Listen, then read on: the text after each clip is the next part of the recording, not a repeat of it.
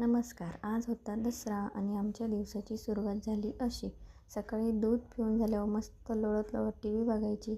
आता तर त्यांना अजून गाणे समजत नाही, पण चित्र बघत असतात. तरी पण कधी कधी मूड असला तर बघायचे, नाहीतर नाही.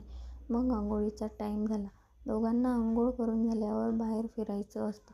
रोज पाऊस असल्यामुळं बाहेर पडता येत नाही, पण पाऊस उघडला की दोघांना असं होतं की कधी बाहेर पडावं. आता तर चालता यायला लागल्यापासून दोघांना खूप मजा वाटते. देवबाबा लेट चालायला शिकला म्हणून मधून मधून पडतो. त्याचे बोटही थोडे मोठेच झाले आहे. शिव पुढे आणि देव मागे. नंतर ओवी दीदीबरोबर बिस्किट पार्टी झाली आणि झोपायचा टाईम झाला. आम्हाला झोप पण थोडी आहे बरं का.